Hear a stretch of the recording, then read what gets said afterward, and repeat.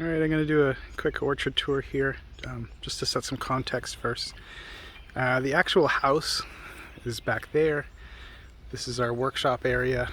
That's our barn. Um, that's an apple tree that we planted last year, and it kept on getting eaten by deer, and I just kind of left it up. I'll probably take it out eventually. It's kind of out of place now. This is our Hisui Asian pear. This one's a little bit older than the other ones, so it's had more time to grow. It's on its third season, it's on its third season. So it's a little bit bigger than the other ones and growing really fast. That's the actual garden area over there. So we have like a bunch of raised beds, some flowers around the edge, peppers, tomatoes, and there's what the previous owner told me was a peach tree, but I think it's actually either an almond tree or an apricot, because it has white flowers and peaches have pink flowers. So let's start over here.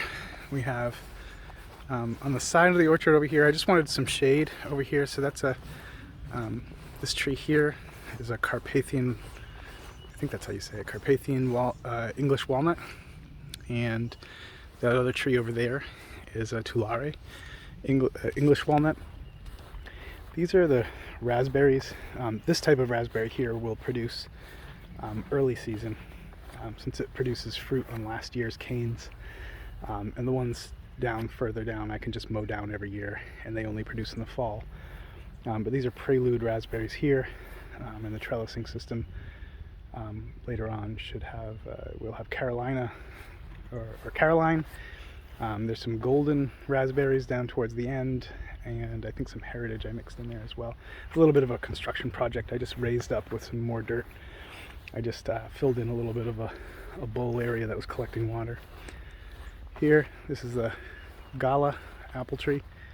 This one always starts putting out leaves a little bit earlier than the other plants. I pruned it back quite a bit this year, but it's doing pretty well. Here, I'll just go down this line here. This one is a Katy apricot. I think it's actually going to produce fruit this year. It looks kind of flimsy, but it had a ton of flowers earlier this season. But I'll probably have to cull all the fruit. This is an almond tree. I forget what kind. But it actually pollinates or cross-pollinates with all the peaches and nectarines and everything, because it's a stone fruit just like them. The peach pit is actually like a low-grade almond. Inside of there, it just has cyanide in it, so you can't eat them. That was another almond tree. This is a nectarine. It should grow a lot this season. It got put in the ground last year as a little twig, and I let some fruit develop, so it stunted a little bit. This is a Korean giant Asian pear tree, and this thing just grows like crazy every year. I cut it back a lot. It's on its second or third season, but I transplanted it somewhere inside of there, so it's not quite a 3-season, but it's had some time and it grows really quickly. Over here we have a Montmorency. Oh no, this is a North Star sour cherry.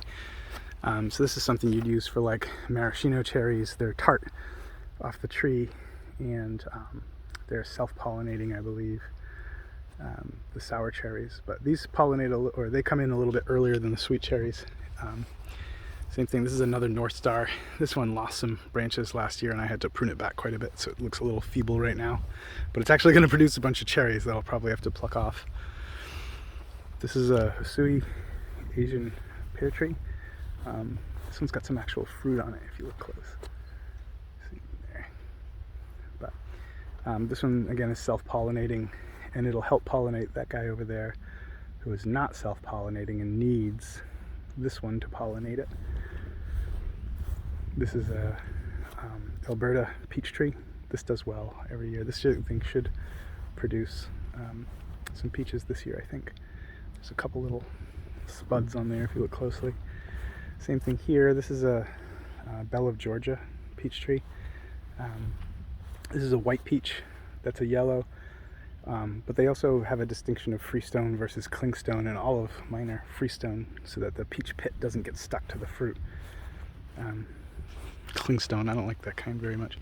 This is another apricot. This is a Moore Park apricot. This one also looks like it's going to produce some fruit that I'll probably have to rip off so that it focuses on root growth. This is a Fuji apple. This one, we bought it as a tiny little twig. It was like 3 feet tall. Last year it grew, and then we transplanted it. And this year it's growing again. It's doing pretty well this year. I'm hoping that it takes off now that it's been kind of in the same place for a little while. Coming over here, this is a gala tree. Another gala. I kind of tried to keep it far away from the other gala so that the gala can pollinate with the other apple trees, because they can't pollinate with their own species. This is a Granny Smith, the green apples.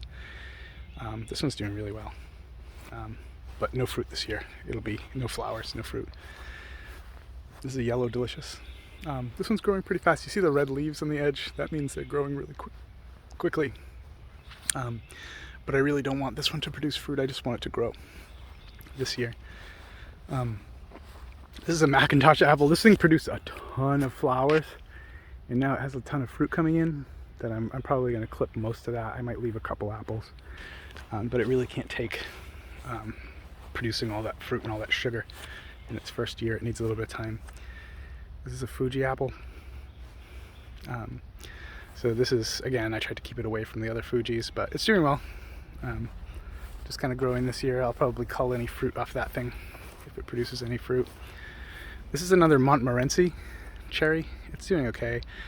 This one had some dead branches and I had to clip those off, so I'm kind of just seeing how it performs this season, and if it doesn't do well, I'll replace it and mound up a little bit more dirt, make sure it's not getting any root rot or anything like that.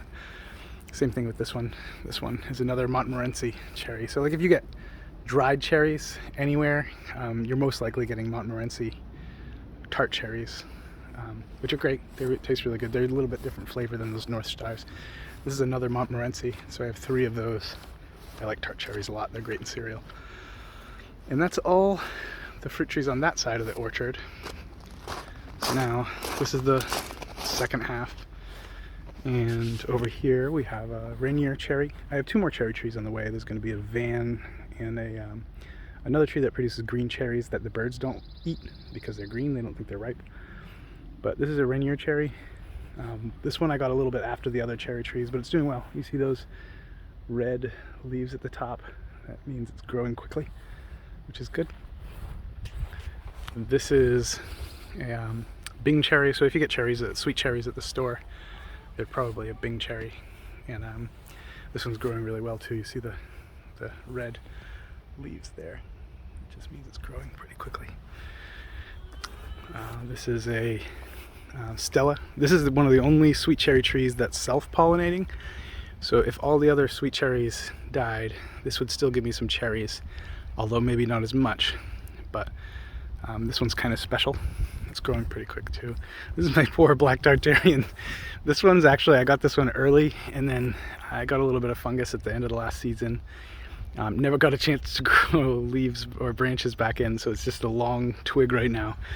And hopefully this season it's able to grow some lower limbs. We have different blueberries. So this is, I think, 5 different species of blueberry. You start here on this end, and these are like May producers, really early season. These are O'Neill's. They should be a little bit later in the season, but these ones, everyone says these ones taste the best. So those 3 are O'Neill's. I forget what the rest of these are, but this one's a little bit late summer. These are, or this one's midsummer, I think. These are late summer, and these are like October. So we should have blueberries all the way from May through October.